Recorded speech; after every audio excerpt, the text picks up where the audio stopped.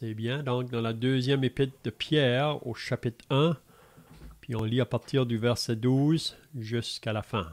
Donc, je commence la lecture, puis vous pouvez suivre si vous voulez. Voilà pourquoi je prendrai soin de vous rappeler ces choses, bien que vous les sachiez et que vous soyez affermis dans la vérité présente. Et je regarde comme un devoir, aussi longtemps que je suis dans cette tente, de vous tenir en éveil par des avertissements. Car je sais que je la quitterai subitement, ainsi que notre Seigneur Jésus-Christ me l'a fait connaître. Mais j'aurai soin qu'après mon départ, vous puissiez toujours vous souvenir de ces choses.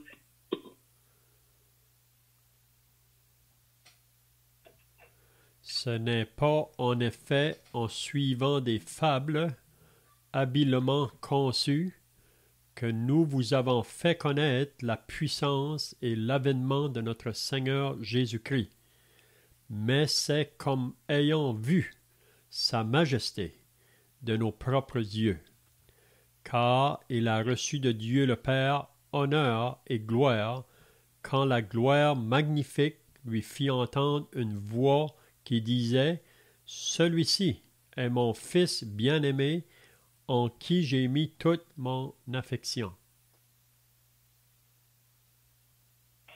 Et nous avons entendu cette voix venant du ciel, lorsque nous étions avec lui sur la sainte montagne. Et nous tenons pour d'autant plus certaine la parole prophétique à laquelle vous faites bien de prêter attention, comme à une lampe qui brille dans un lieu obscur jusqu'à ce que le jour vienne apparaître et que l'étoile du matin se lève dans vos cœurs.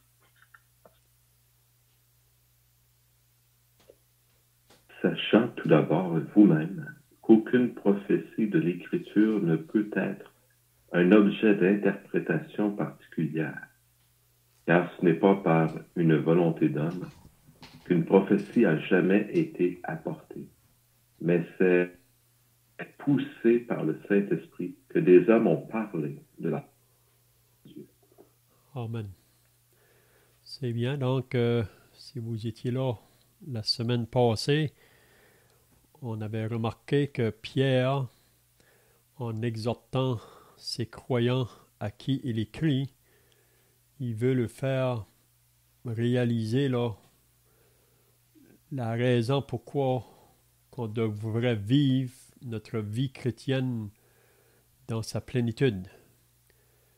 Parce qu'on sait que nous vivons dans un monde qui est tellement contraire que pour nous chrétiens, il y a toujours un danger de se relâcher ou de manquer de vigilance pour ce qui concerne la raison que le Seigneur nous laisse encore ici-bas, là. Parce qu'on sait que après que Jésus nous a sauvés, il aurait pu nous apporter au ciel tout de suite, mais il laisse les croyants sur la terre pour qu'on puisse porter un témoignage pour lui, puis c'est toujours dans le but là, de gagner d'autres âmes à Christ. Le Seigneur Jésus, quand il a quitté le ciel, on avait vu ça là, la semaine passée, et il était comme un semeur qui sort de sa maison pour aller jeter sa semence dans son champ. Donc le Seigneur Jésus, on pourrait dire qu'il est venu dans le but de ça, sur cette terre, pour jeter la semence qui est la parole de Dieu. On pourrait dire même qui est Jésus lui-même. On sait que la parole de Dieu, c'est lui-même. Puis pendant son séjour sur la terre, c'était son seul but vraiment, c'était de faire la volonté du Père, puis c'était de parler des choses qui concernent le royaume des cieux. Puis avant de partir de nouveau au ciel, c'est la chose qu'il a commandée à ses disciples. Donc ce que lui est venu faire, il veut que ses disciples après que lui serait parti, puisse continuer de faire ce travail-là, de jeter la semence. Hein? Puis c'est dans le but de gagner des âmes à Christ. Vous savez, c'est le désir de Dieu. On lit ça dans la première épître à Timothée. Cela est bon et agréable devant Dieu notre Sauveur, qui veut que tous les hommes soient sauvés et parviennent à la connaissance de la vérité. Donc c'est le désir de Dieu. Puis encore aujourd'hui, c'est le désir de Dieu. Puis ce que Dieu veut, c'est que sa parole puisse être proclamée. Dieu est toujours le Dieu qui est patient. Il ne tarde pas dans l'accomplissement de sa promesse, comme beaucoup le pensent. C'est ça qu'on va voir là au chapitre 3 de la deuxième épître de Pierre. Mais le Seigneur use de patience envers tous, ne voulant pas qu'aucun périsse, mais que tous arrivent à la repentance. Donc, Dieu aujourd'hui veut encore sauver dans cette journée. Puis il veut que nous, chrétiens, que nous puissions être des instruments ou des vases utiles dans son service, dans le but là, de gagner d'autres âmes à Christ. On voit que l'apôtre Paul pouvait dire dans 1 Corinthiens 9, « Je fais tout pour la cause de l'Évangile. » Puis Paul, si vous lisez dans l'Épître aux Philippiens, pouvait dire, « Christ est ma vie et mourir, c'est un gain. » C'est-à-dire, pour lui sur la terre, Christ, c'est ça qui importait pour lui. Puis il savait que s'il allait mourir, il allait avoir plus de Christ parce qu'il serait dans la présence de Christ. Donc on peut voir que c'est ça vraiment qui ranimait l'apôtre Paul. Puis on peut voir que Pierre, dans ses pensées, a aussi la même pensée. Mais c'est des hommes comme vous et moi qui ont passé par des expériences, si on peut dire, de formation par le Seigneur pour arriver là, à cette consécration-là, là, de réaliser que la raison qu'on est ici, c'est pour vivre pour Christ. Hein? Donc, comme Jésus a dit, cherchez premièrement la justice et le royaume de Dieu et toutes les autres choses vous seront données par-dessus. Donc, qu'est-ce qu'on a vu dans les semaines passées, dans la deuxième épître de Pierre? C'est ça la pensée que Pierre veut transmettre aux croyants. Il nous a fait comprendre, premièrement, que le moment qu'on est sauvé, on a reçu l'Esprit de Dieu en nous. L'Esprit de Dieu est venu faire son habitation en nous. Puis nous avons toute la puissance ou les ressources nécessaires pour pouvoir vivre pleinement cette vie comme croyant. Donc, il exhortait ces chrétiens ici, c'est les mêmes probablement de sa première lettre qu'il avait écrit. Il avait écrit à un groupe de croyants. Ici, probablement, qui écrit à ces mêmes croyants-là. Puis cette lettre-là, c'est pour nous aussi aujourd'hui, qui sommes rendus à la fin de la dispensation de l'Église. Les croyants à qui Pierre écrit, c'était des croyants qui étaient là au début. Mais nous sommes rendus probablement à la fin, puis plus proche que nous pouvons le penser. Que le retour du Seigneur Jésus va bientôt se faire. C'est là la raison pourquoi on doit réaliser que notre vie de service pour le Seigneur, c'est juste un passage. Et c'est très court. Donc, Pierre, on avait vu la semaine passée, donc, il avait exhorté les chrétiens là, de faire tous leurs efforts. Puis là, il avait mentionné 7 choses qu'ils devraient ajouter à leur foi. Puis si vous vous rappelez, de ces 7 choses, c'était la vertu, la connaissance, la tempérance, la patience, la piété, l'amour fraternel et l'amour. Puis qu'est-ce qu'on a vu la semaine passée? Pierre disait que si ces choses-là sont en vous et qu'ils y sont avec abondance, ça veut dire qu'on ne peut jamais arriver à un point là qu'on a trop de ça. Hein, c'est ça qui veut dire qu'on devrait avoir ces choses-là en nous avec abondance. Il dit, elles ne vont pas vous laisser, elles ne vous laisseront pas oisifs ni stériles pour la connaissance de notre Seigneur Jésus-Christ. Donc, en ayant ces choses-là en nous, c'est là qu'on va entrer, comment je dirais, plus dans la profondeur là, de notre connaissance à propos du Seigneur Jésus. Vraiment, la manière que Jésus a marché, la manière qu'il a parlé, même dans ses actions. On va saisir davantage les raisons pourquoi il a vécu de cette manière-là, puis ça va nous affecter nous-mêmes dans notre marche de chaque jour. Donc, si ces choses sont en vous, donc ça veut dire qu'on va être occupé. On ne va pas être à rien faire dans les choses du Seigneur. Vous savez, on a tout un service à faire, petit ou grand, qu'importe. On sait que ça commence toujours par des petites choses. Puis si on est fidèle dans les petites choses, il va nous en confier davantage. Puis vraiment, notre vie chrétienne que nous vivons présentement, c'est ça qui va déterminer la place qu'on occupera dans son royaume. La place même, ou comment qu'on va arriver là. Et comment est-ce qu'on va être reçu là, quand on va arriver là à la fin. C'est ça qu'on avait vu au verset 11 là, la semaine passée. Mais si ces choses ne sont point, il dit, on est comme aveugle. On perd de vue. On perd le discernement pourquoi qu'on est ici. Hein? Puis il y a toujours le danger, c'est qu'on commence à se relâcher, à se délaisser, c'est de retourner vers les choses de notre vie ancienne. C'est ça que Pierre veut nous faire réaliser. Donc maintenant, on va commencer au verset 12, à moins qu'il y ait quelqu'un qui a des choses à ajouter de ce qu'on a vu dans les dernières semaines. Là. Sinon, on va commencer au verset 12.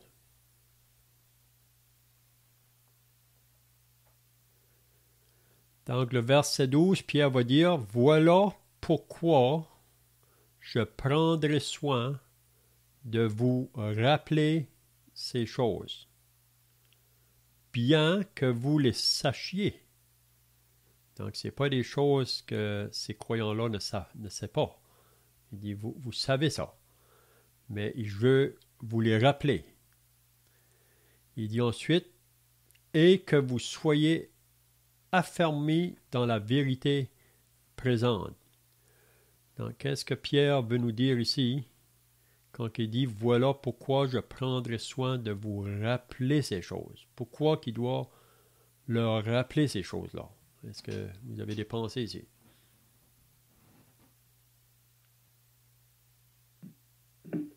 On peut penser que Pierre a le désir qu'ils entrent pleinement dans le royaume éternel comme il l'a décrit auparavant. Donc, il désire que ces choses se retrouvent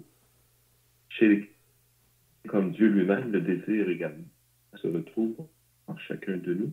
Et c'est un peu comme répétitif, comme passé, mais il dit, voilà pourquoi je prendrai soin de vous rappeler ces choses, bien que vous les sachiez. C'est comme si, je ne sais pas trop, comme s'il évitait d'irriter les gens en leur répétant ces choses. Il les a déjà certainement enseignées, et il n'enseigne pas quelque chose de nouveau ici. Mais il est en train de parler de quelque chose qui leur a déjà été dit et qu'ils savent déjà. Et en l'écrivant ainsi, même 2 fois, on pourrait dire, il leur rappelle qu'ils le savent, qu'ils le savent. Mais cela ne fait qu'ajouter plus de poids à son insistance pour que les chrétiens marchent de cette façon, agissent de cette façon, tiennent compte de ce qu'ils sachent et qu'ils agissent en conséquence. Mm-hmm. Puis une des raisons probablement que Pierre veut rappeler ces choses-là, c'est parce que Pierre sait que nous avons tous une nature charnelle en nous qui s'oppose à une vie pour Dieu. Donc, il y a toujours la tendance, si on n'est pas vraiment là, pleinement rappelé de ces choses-là, de se relâcher, ou parce qu'on vit dans un monde qui est tellement contraire, un monde qui est tellement brillant, si on veut dire, un monde qui a tellement à nous offrir, puis vraiment à nous faire croire que la vie chrétienne, c'est une vie perdue. Et on vit dans ce monde ici présentement. Un monde qui est beaucoup entouré de choses religieuses, si on peut dire. Même beaucoup vivent leur vie religieuse le dimanche, mais le restant de la semaine, on vit pour le monde et les choses de ce monde. Mais on sait que pour la plupart, c'est parce qu'ils ne sont pas nés d'en haut. Donc, on peut vivre une vie religieuse, mais on ne connaît pas réellement ce Dieu-là. Mais Pierre veut nous faire comprendre à nous, c'est pour ça qu'il répète ces choses-là. Voilà pourquoi je prendrai soin de vous rappeler ces choses, bien que vous les sachiez, afin que vous réalisiez que c'est ça dans lequel on devrait se donner davantage, si on peut dire. Puis c'est l'idée qu'on est comme dans une course chrétienne. On est dans la course. Puis vous savez que dans une course, on peut avoir une tendance à se relâcher. Mais il veut qu'on fixe nos regards sur la fin de la course. Et c'est ça vraiment qui va importer à la fin. Puis c'est comment, comme on a vu au verset 11, qu'on va arriver là. Est-ce que le Seigneur pourra me dire à la fin de ma course chrétienne, bon et fidèle serviteur, tu as été fidèle en peu de choses, je t'en confierai beaucoup, entre dans la joie de ton maître. Parce qu'on a beaucoup, même Jésus a parlé. Il a donné des paraboles pour nous faire saisir ces vérités-là davantage. Et qui nous a confié des talents ou des mines. Mais qu'est-ce qu'on va faire avec ça? Est-ce qu'on va vraiment nous le dépenser pour lui là? Donc je pense que c'est la pensée ici. Voilà pourquoi je prendrai soin de vous rappeler ces choses, bien que vous les sachiez et que vous soyez affermis dans la vérité présente. Même, je crois que quand Pierre a écrit cette lettre-là aux chrétiens, c'est cette deuxième lettre-là, ils étaient vraiment affermis dans ces choses-là. Mais il y a toujours le danger, Pierre le sait, qu'on peut reculer, si on peut dire, ou négliger, ou aller prendre une autre route. Et c'est pour ça qu'il veut simplement le rappeler. C'est la même chose pour nous. Donc le verset 13, encore là, il dit « Et je regarde comme un devoir ». Donc c'est comme si que Pierre se sent responsable de répéter ces choses-là. Là. Et je regarde comme un devoir aussi longtemps que je suis dans cette tente, ou aussi longtemps que je suis parmi vous et dans ce corps. Il dit, je regarde comme un devoir aussi longtemps de vous tenir en éveil par des avertissements. Donc, il veut nous garder éveillés, si on peut dire. Puis Jésus a fait la même chose avec ses disciples. Vous vous rappelez quand il lui a dit à un moment donné, là, dans le Jourdain, vous n'avez pas plus veillé 1 heure avec moi. Oui. Veillez, priez. L'esprit est bien disposé, mais la chair est faible.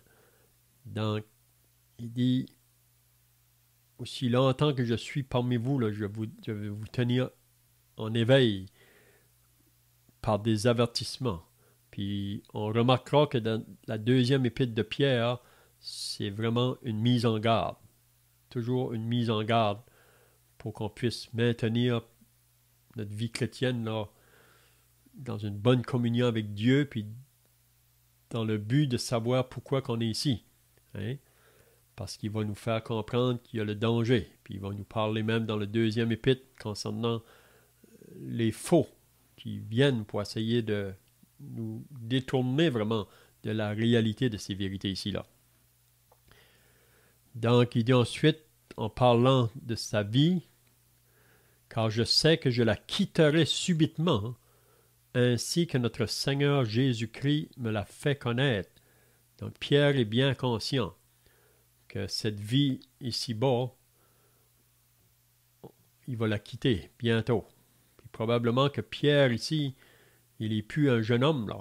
Il n'est plus quand que le Seigneur l'avait appelé au début de son ministère. Il est rendu probablement assez âgé maintenant. Puis vous vous rappelez que Jésus avait dit à Pierre de la manière qu'il allait mourir. Peut-être qu'on pourra voir ça là. Donc, est-ce que vous avez d'autres pensées ici là? vous avez dit dans le jardin, c'est l'apôtre Pierre que le Seigneur avait... Enfin, ça marque qu'il s'adressait à l'apôtre Pierre quand il a dit « Vous n'avez pas pu veiller 1 heure avec moi. Veillez et priez afin que vous ne tombiez pas en tentation. L'esprit est bien disposé, la chair est faible. » Et c'est vraiment tenir l'esprit ou marcher en esprit, vraiment on peut voir d'ici que c'est le fait de faire des choses vers lesquelles l'esprit pousse. Mais quand on cesse de faire, parce que l'esprit pousse toujours à faire des choses pour le Seigneur, mais si on arrête, si on s'arrête pour une raison ou une autre, là la chair peut prendre le dessus. Et le Seigneur voulait que les disciples soient au courant de ça pour continuer de veiller, de prier, afin de pouvoir ne pas paresser, faire ce qu'il faut faire. C'est intéressant de voir au verset 13 comment est-ce que l'apôtre a utilisé le mot tente. En hébreu, je ne sais pas trop ce à quoi ça renvoie, mais en français, la tente, c'est vraiment utilisé souvent dans des situations quand on passe quelque part temporairement, quand on est en train de faire un genre de pèlerinage ou quand on s'attend à changer de lieu de résidence. Donc, on veut être capable de rapidement enlever la tente et puis aller s'installer quelque part d'autre. Un peu comme les nomades, les peuples qui circulent dans le désert. Et il dit ensuite, justement, car je sais que je la quitterai subitement, que je pense que c'est un aspect dans lequel le chrétien doit être. Donc, on n'est pas fait quand la fin de la course pour nous. Et on doit permanemment se mettre dans la tête que on est de passage et il faut qu'on fasse chaque jour, par la grâce de Dieu, le meilleur possible. Parce qu'on ne sait pas quand est-ce qu'on va quitter. Donc, c'est une bonne chose de chaque jour. C'est pourquoi le Seigneur nous a dit à chaque jour ce qu'il s'appelle. Il faut se concentrer pour faire le maximum qu'on puisse chaque jour en tant que fils de Dieu.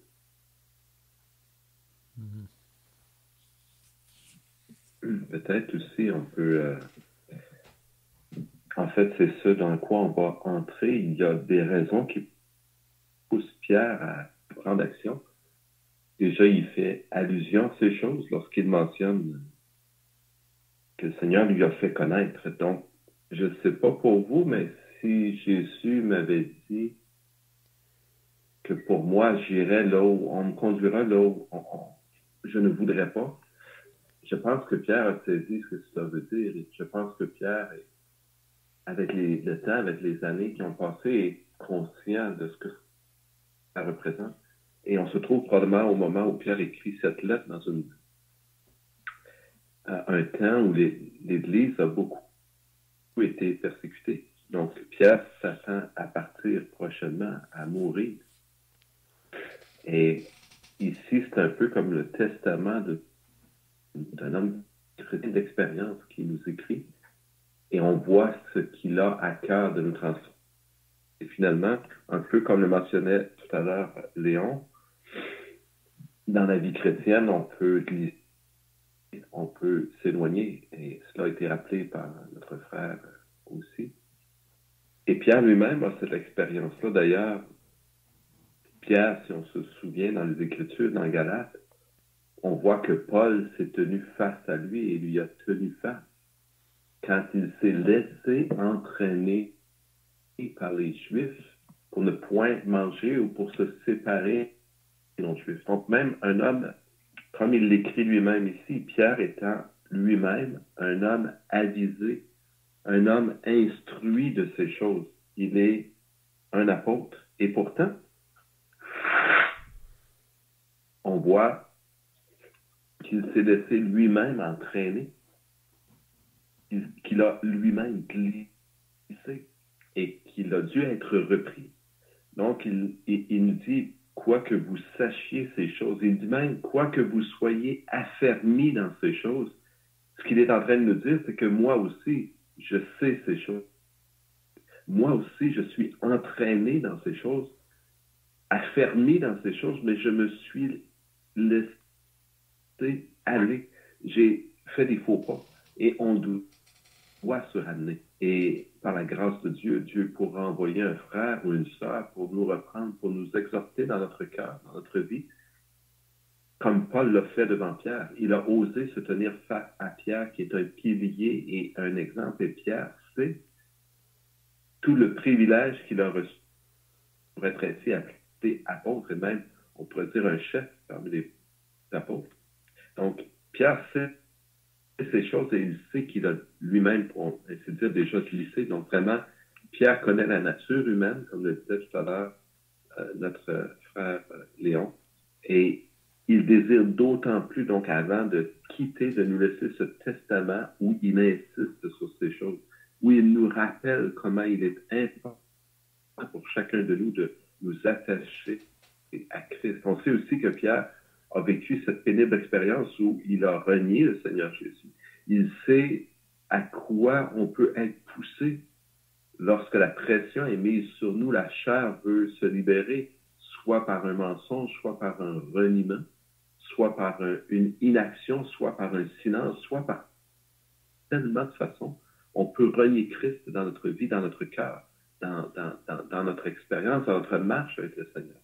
Et Pierre désire que les chrétiens soient avisés de ces choses et qu'ils prennent position.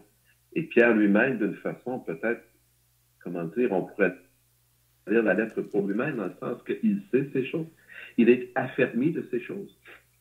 Mais par-dessus ces choses, même plus, il sait, ayant eu de Christ cet avertissement, il sait qu'il quittera cette tente rapidement.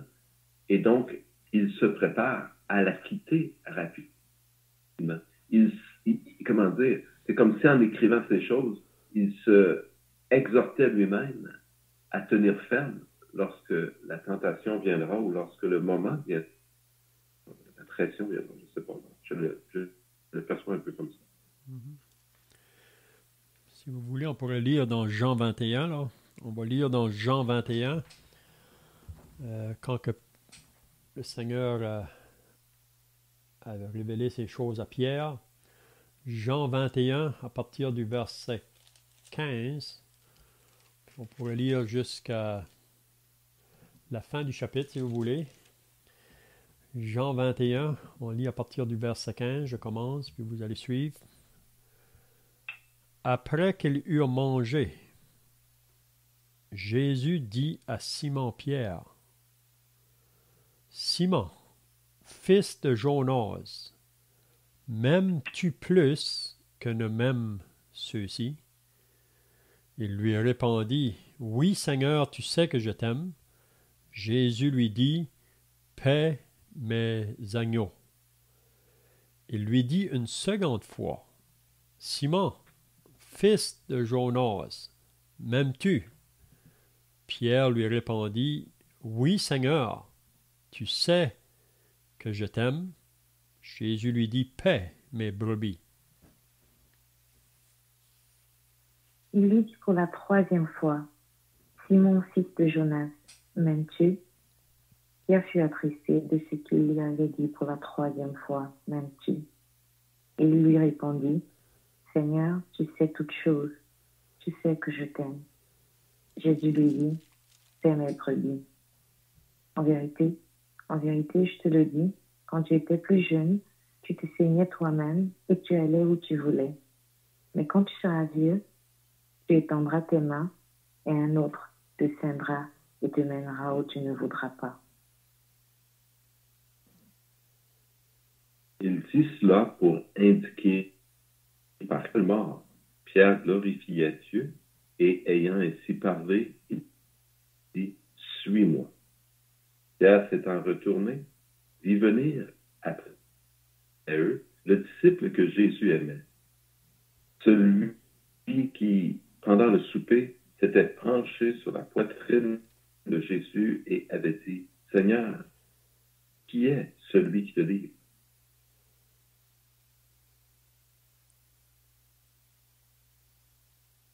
En le voyant, Pierre dit à Jésus, « Et celui-ci, Seigneur, que lui arrivera-t-il? » Jésus lui dit, « Si je veux qu'il demeure jusqu'à ce que je vienne, que t'importe, toi, suis-moi. »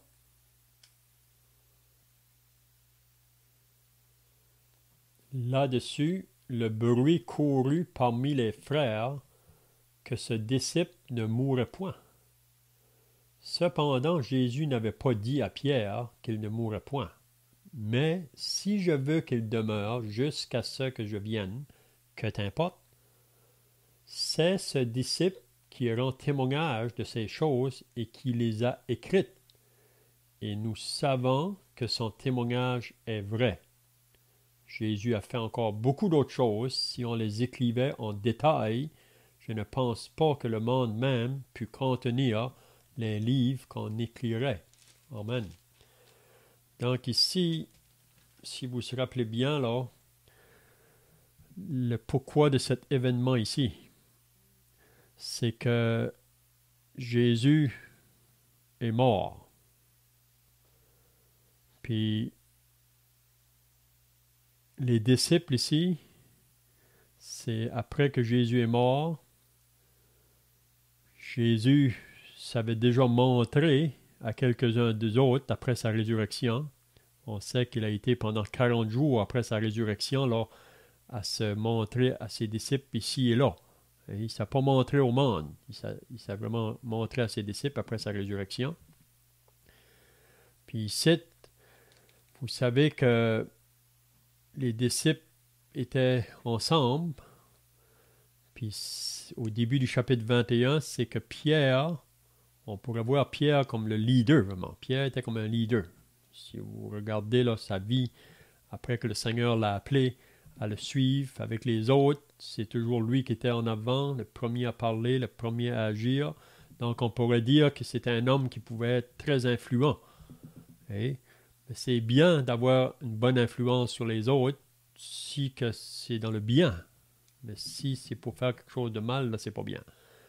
Mais on voit que Pierre, ici, vous vous rappelez quand que Jésus avait appelé Pierre, au début de son ministère, là, on sait qu'il l'a appelé premièrement pour le salut, mais ensuite dans le but du service. Puis il avait dit à Pierre que désormais, Pierre, tu vas être un pêcheur d'hommes, un pêcheur d'âmes.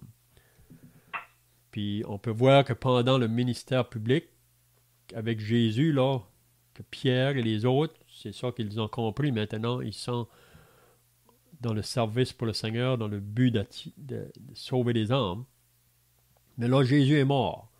Jésus les a quittés.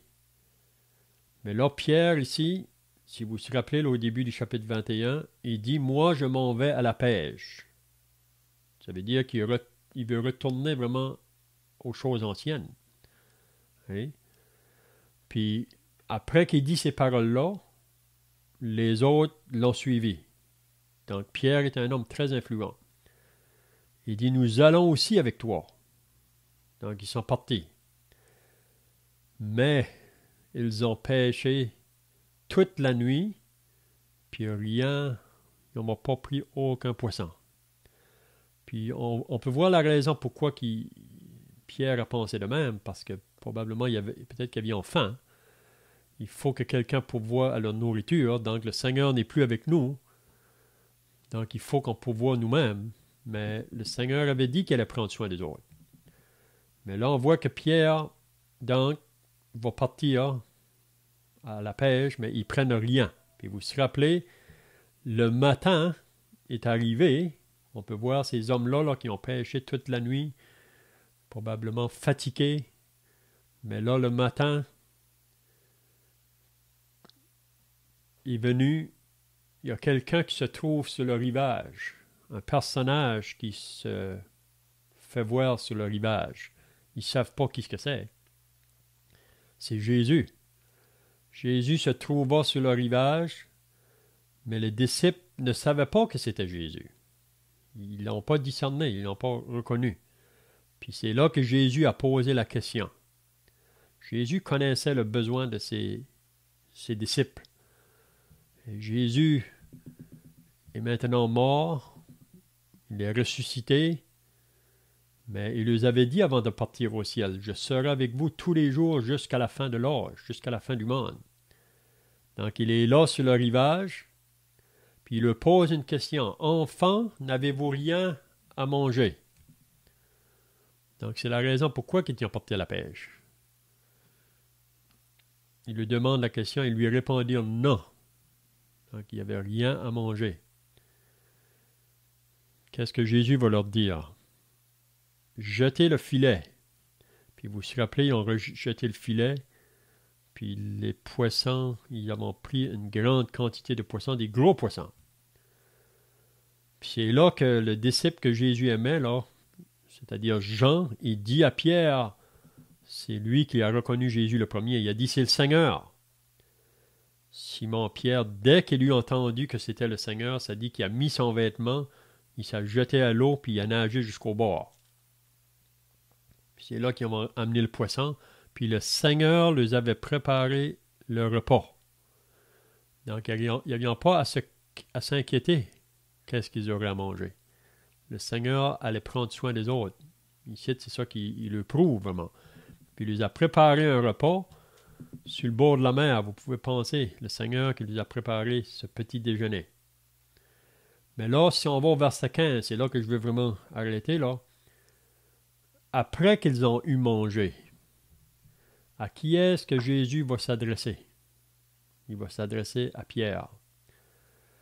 Le Seigneur a une œuvre pour Pierre, si on peut dire, comme qu'il y a une œuvre pour chacun de nous. Puis si on va être capable d'accomplir l'œuvre que le Seigneur a pour nous, il faut qu'on apprenne la même leçon que Pierre a appris ici. Hein? Puis je vais vous demander maintenant la question, hein? Pourquoi que Jésus doit demander à Pierre à 3 reprises, Pierre, m'aimes-tu? Si le Seigneur serait pour nous demander cette question-là ce matin à chacun de nous, qu'est-ce qu'on penserait s'il nous demanderait cette question-là à 3 reprises? Pierre, m'aimes-tu? Ou Léon, m'aimes-tu? Hein?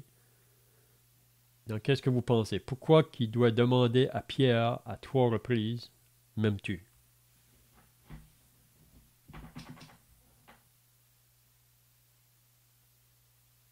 Parce que la mission que Pierre devra accomplir devrait être motivée par l'amour, et l'amour seulement envers le Seigneur Jésus-Christ. On pourrait voir aussi que le Seigneur sait que parce que là, c'est la résurrection. Le Seigneur est mort, il est ressuscité. Et avant la mort, les disciples avaient du mal à comprendre, en fait, quand le Seigneur annonçait qu'il allait mourir, parce qu'il doit sauver le monde à cause de l'amour que Dieu a pour le monde. Mais là, la mort s'est passée, il y a eu la résurrection. Donc, les disciples vraiment ont compris que le Seigneur est mort à cause de l'amour que Dieu a pour les hommes. Et c'est un peu comme si le Seigneur était en train d'appeler Pierre là-dessus pour savoir, ok, est-ce que tu es prêt vraiment à te donner pour moi vraiment? Parce que, en tout cas, si le Seigneur me posait cette question-là, c'est ce à quoi je penserais. Je penserais que lui, pour me sauver, il est allé à la croix. Et si moi je dis que je l'aime en retour, qu'est-ce que je suis prêt à faire pour lui? On pourrait suggérer cela aussi. Mm-hmm.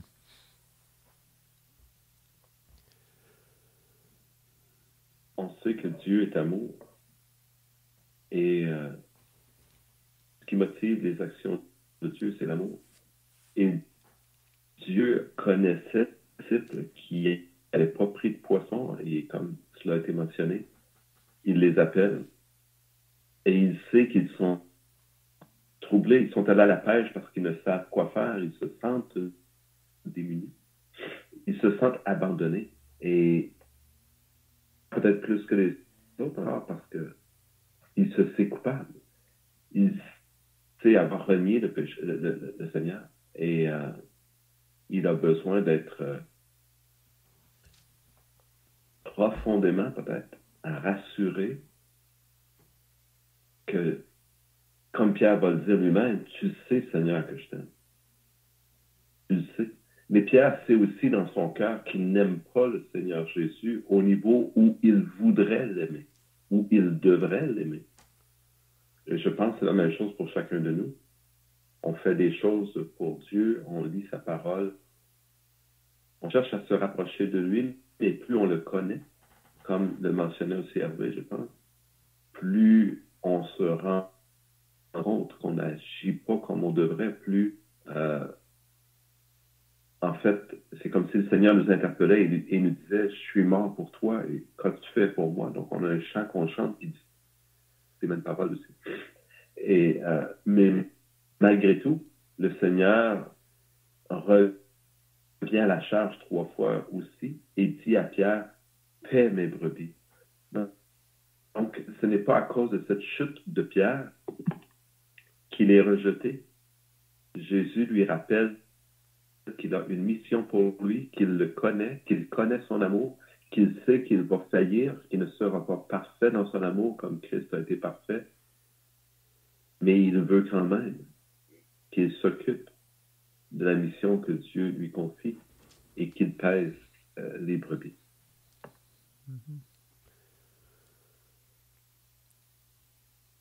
Qu'est-ce qu'on peut voir ici aussi, c'est que le Seigneur ne veut pas que notre cœur soit partagé. Vous comprenez?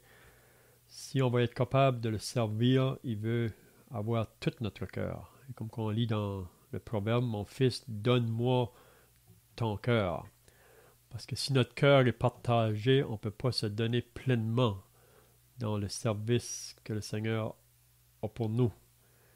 Donc c'est ça vraiment qu'il veut faire réaliser à Pierre. Parce que vous savez qu'il y a beaucoup de choses dans ce monde qui réclament notre cœur. Puis si on a le cœur de quelqu'un, on a toute son aide, vraiment. On a toute son aide.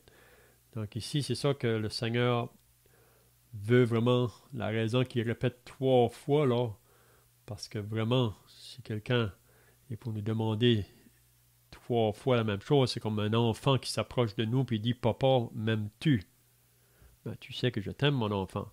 Puis il revient de nouveau « Papa, m'aimes-tu? » Hein? Donc, c'est pour faire réaliser, est-ce que réellement, c'est ça mon affection là, pour le Seigneur.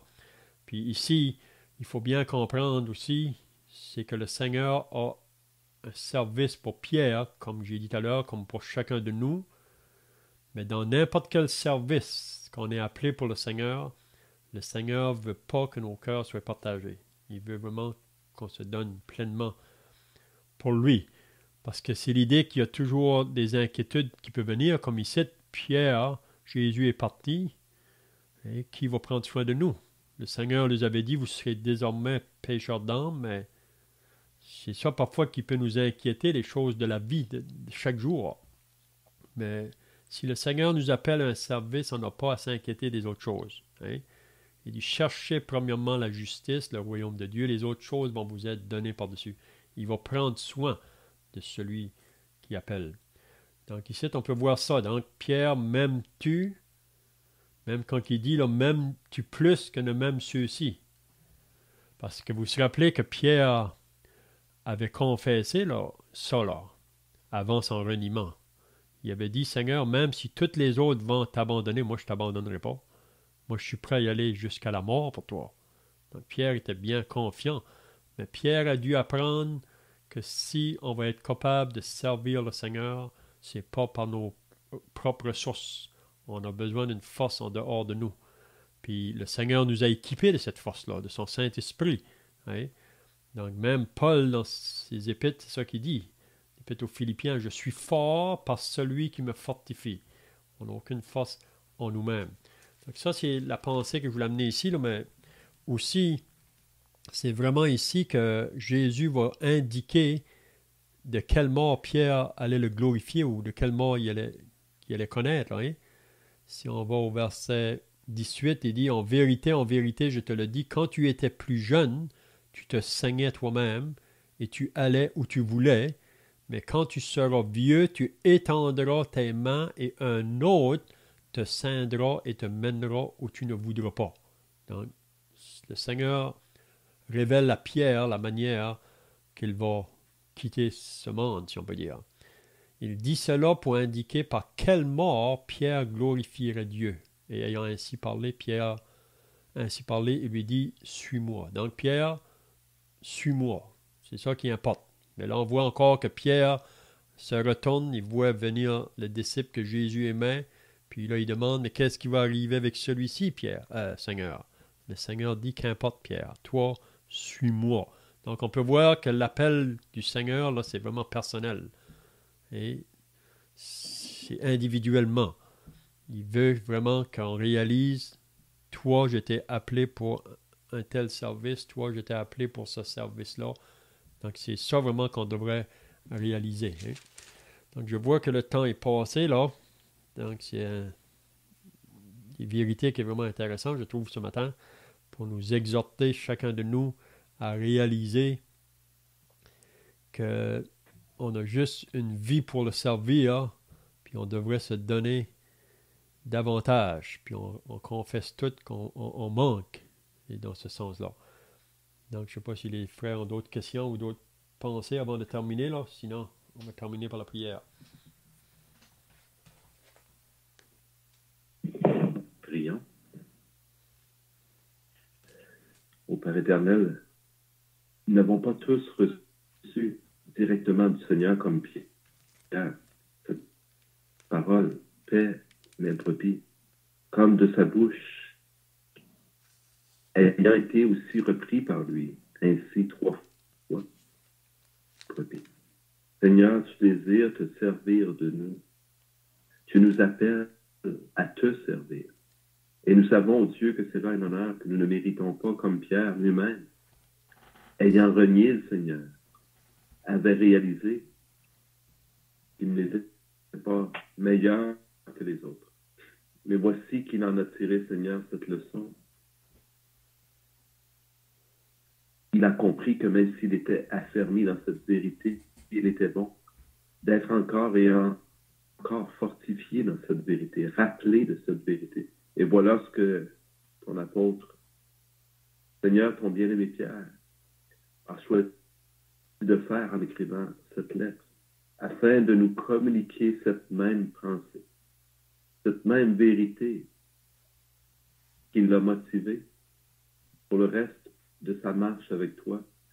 Et nous savons, Père, qu'il est tombé encore, mais que tu l'as relevé, toujours par ton amour, par cette même pensée qui vient de toi. Dieu, c'est ce que tu fais aussi avec nous ce matin. Tu nous parles par ton amour. Tu nous dis, je vous aime, je ne vous rejette pas. Tu nous dis, je vous appelle et je désire vous utiliser. Tu nous dis encore, Seigneur, oui, je sais, tu es faible et je ne te rejette pas malgré malgré toi. Et oui, je le sais, tu ne m'as pas toujours servi fidèlement, mais je désire encore que tu marches avec moi et que tu me serves fidèlement. Père, quel amour en vérité tu nous témoignes encore ce matin. Et béni sois-tu, notre Dieu, pour un tel amour, une telle douceur. Toi qui mérites tellement plus que ce que nous pouvons donner, mais tu le sais. Tu nous connais. Et béni sois-tu, Seigneur, de ce que tu nous prends avec toi, de ce que tu nous encourages dans la marche et de ce que tu désires que nous continuions avec toi. Béni soit notre Dieu, en Jésus-Christ. Amen. Amen.